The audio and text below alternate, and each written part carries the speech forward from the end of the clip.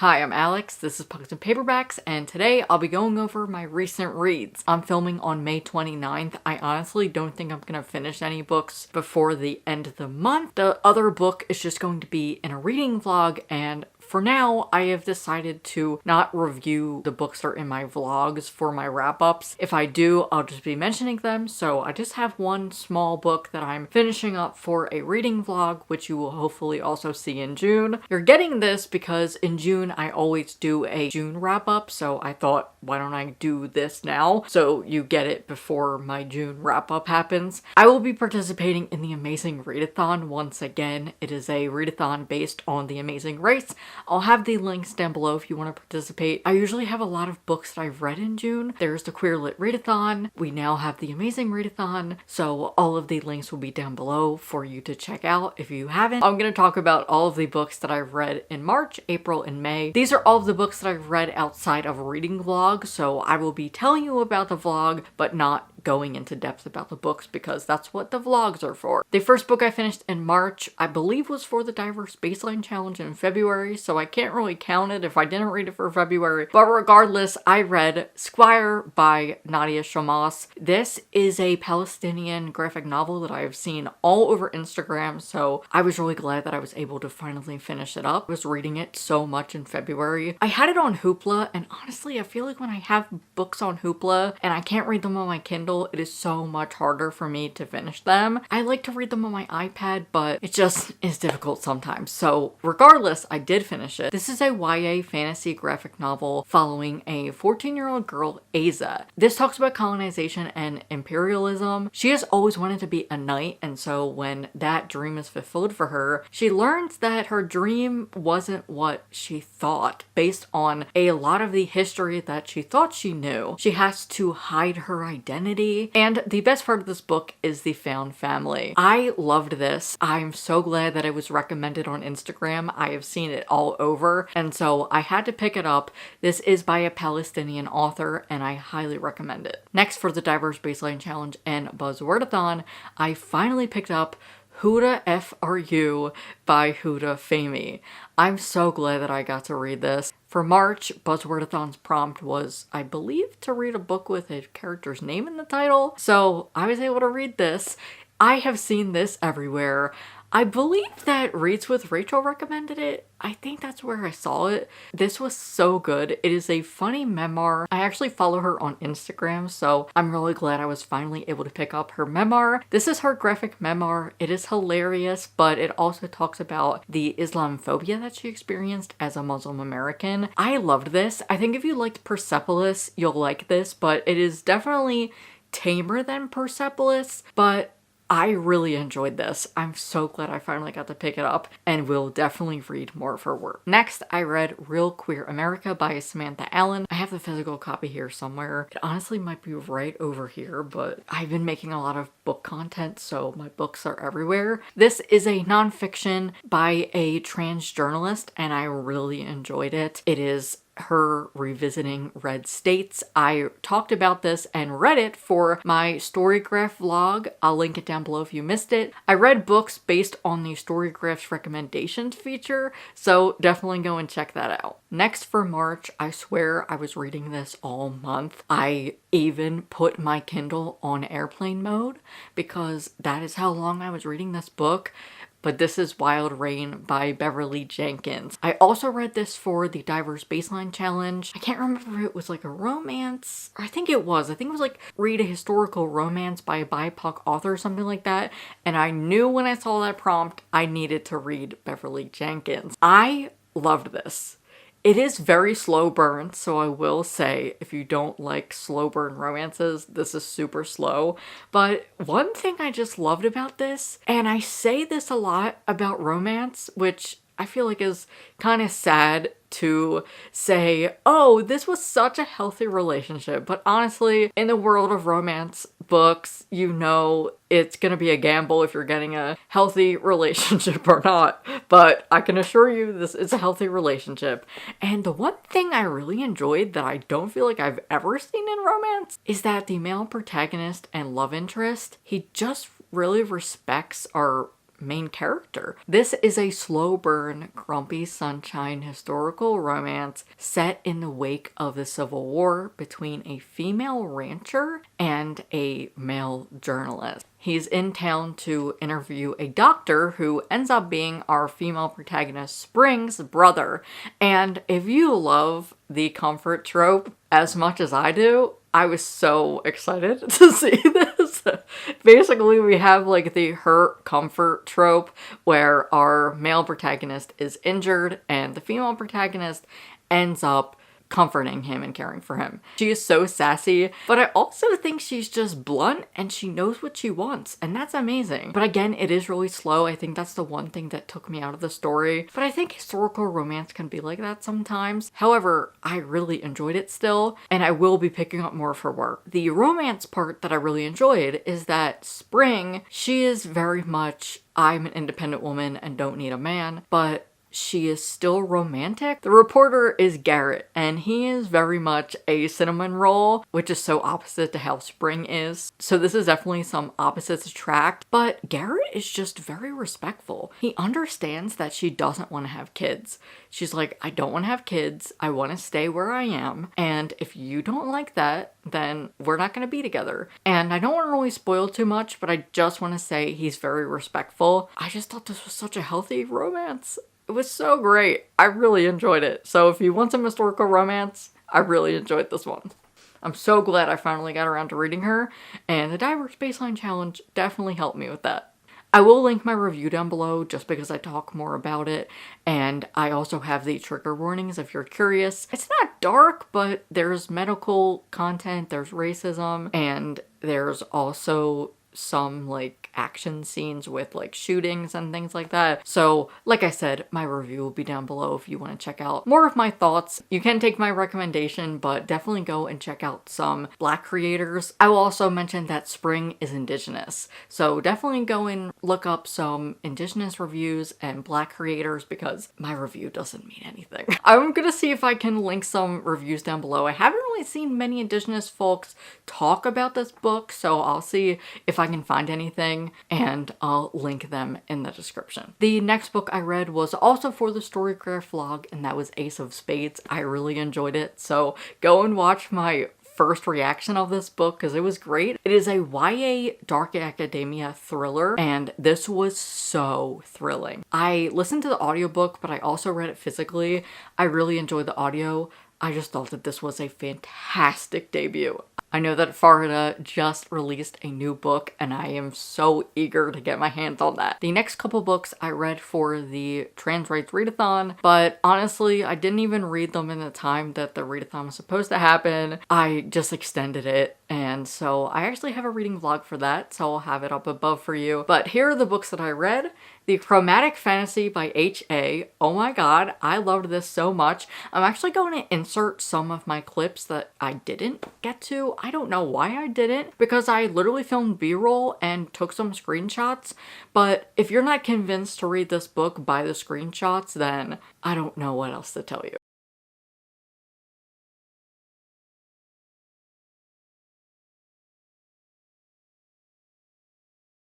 If you're trans mask and you want to read some romance for Pride, this was freaking amazing. This was so good. I also read Both Can Be True by Jules Machias, which I really enjoyed. This has gender fluidity. It has gender fluidity and dogs. That was all I read for the Trans Rights Readathon. Then to end March, I read A Brief History of My Beautiful Body by Billy Ray Belcourt. Belcourt, which is an Indigenous author, and this was so reminiscent of In the Dream House. This is essays about Billy Ray's body and his indigeneity and also his queerness. I really enjoyed this, and I say it reminded me of In the Dream House because if you read that book and you know the format, this has a similar format. I really enjoyed this and cannot wait to read more of Belcourt's work. I'm hoping to pick up another in June for Pride. Next, for April, I completed another book off of my 12 for 12 challenge, and this was Dear Mothman by Robin Gao. This book has been highly recommended by my friend Beck over at Mooney Reads by Starlight. They have been recommending me this book every single chance they can get, and I am very happy that they did because, oh my god, This was so heartbreaking and amazing in the same vein. This is a middle grade set in verse written by Robin Gall, who is a trans masc author. Before I talk about this book and give you the recommendation, I am begging you to please have tissues nearby. So glad that I did, because wow, this really hit me. Middle grade always makes me cry, and specifically trans middle grade. This was just a book where I wasn't even crying because it's about grief. I was genuinely crying because I loved the representation. This is about a trans boy named Noah, and he's in the closet, and when his best friend ends up dying in a car accident, he is left with a lot of grief. I believe he's in 6th grade. This was just fantastic. I loved it so much. Middle grade is so great, and trans middle grade has such a special place in my heart. I want everybody to read this because it's so good. Noah is also autistic. If you enjoyed Too Bright to See, I think you'll really enjoy this. So we're following Noah after the events of his friend Lewis passing away, and you find out that they were both closeted trans boys, which might actually make me start crying. So Noah is learning how to cope with this, and he is getting so defensive and angry because only him and Lewis knew their names, and they are being dead named. There is the dead name on the page.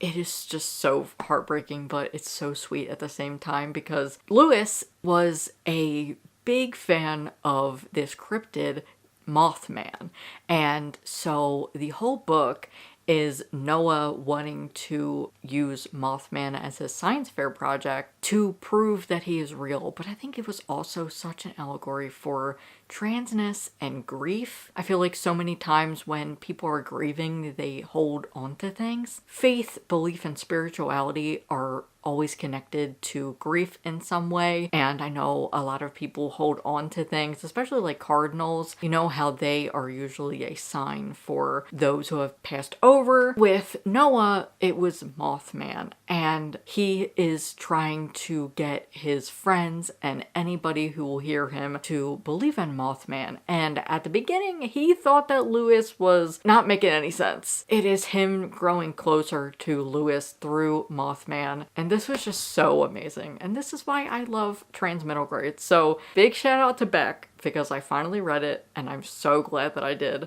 But please, I'm begging you, if you're gonna read this, to have tissues nearby, because it is heartbreaking. So I only read one book in April, and then rolling over to May, I have read Books for a Reading Vlog. That's not out yet, so I'm not gonna tell you because I don't want to reveal it, but I have read at least 2 books for that video, and it will be coming in June. I just need to finish up the next 2 books and then it will be out. But here are the books that I have read. May 6th was 10 years on BookTube, so the video I did was reading the book that got me into reading, Will Grayson. If you came here from that video, hi, welcome, because the algorithm really enjoyed that video, and so did I, so I'm really glad that people found my channel through that video, even though I was like, this is for my audience. Why is the algorithm picking it up? I don't know. But regardless, thanks if you came. I read this book, and I'm just gonna say a trigger warning for fat phobia, because holy shit, this book was so fat phobic. But if you want to hear all my thoughts on a book that I read in 2014 and got me into reading, and if you want to see me react to my first ever book review, definitely go over and watch that video after this. Oh my god. It was a time, but I really enjoyed making that video. Next, I read Winnie Nash Is Not Your Sunshine by Nicole Melleby. I was sent this from Algonquin Young Readers, so thanks so much to them for always sending over Nicole's books, because I love her. She is such a great author for queer kid lit, and you're gonna want to add this to your TBR for pride. This is about Winnie Nash, who goes to live with her grandmother on the Jersey Shore for the summer as her mom is pregnant. I do want to give a big trigger warning for talk of pregnancy and miscarriages and depression. I'll have my review also linked down below with the trigger warnings and more thoughts if you want to read that. I also made a post on Instagram, but this does talk heavily about pregnancy and miscarriages, so definitely skip this one if that's sensitive for you. The thing I love about Nicole Melleby is that she writes some of the best queer lit for kids. And this is about Winnie, who knows that she likes girls, but her mom tells her that she has to hide that part of herself while she's living with her grandma because her mom is under the impression that her grandma is not going to treat her very well. If you want to read a book about queer elders and just being a kid in the summer and having like your first summer crush. I loved the part where the queer elders are introduced. I just loved this so much, especially as a kid who grew up going to the Jersey Shore. I related to this a lot. I loved the references to the Jersey Shore. If you are in Jersey, she goes to Asbury Park's Pride.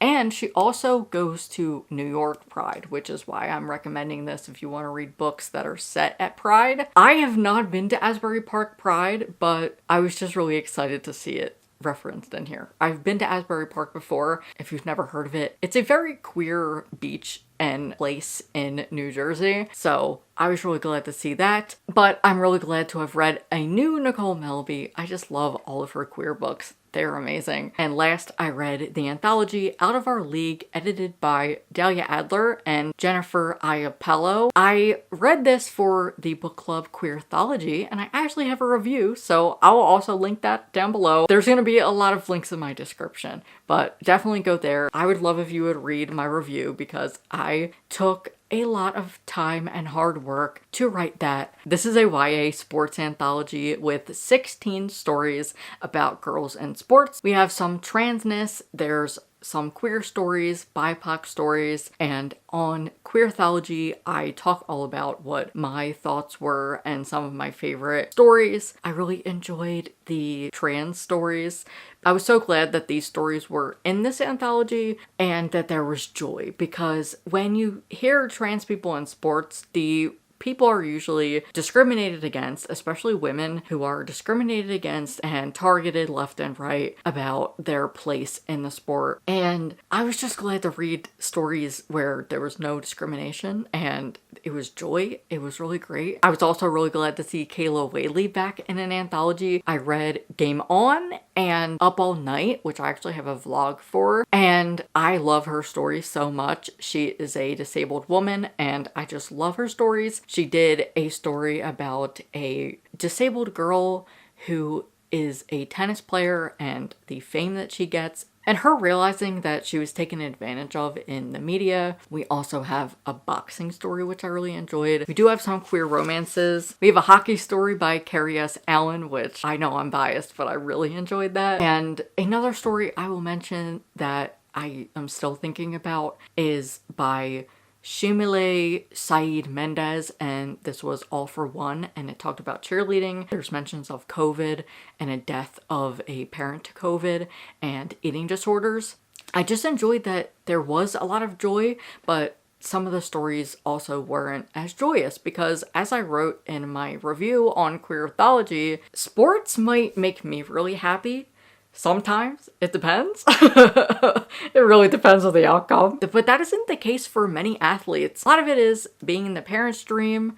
Most athlete stories we hear are of athletes being forced into sports because it was their parents' dream. So I was also glad to see some stories about that because, as I also said in my review, I love High School Musical, so I was really looking forward to reading some stories that had the "it's your dream, not mine" trope. So really glad to have seen that. And those are all of the books that I have read recently. Let me know what you have read recently and enjoyed. I would love to know in the comments, and leaving a comment really helps boost my channel to the algorithm. So thanks so much if you do. And if you want to support silently, leave a like on this video and hit subscribe if you're new here. I will be making a lot of content for Pride, and I make videos about queer and trans books all year round. So if you're into that, I would love to have you. Thanks so much for watching, and I hope to see you in my next video soon. Bye.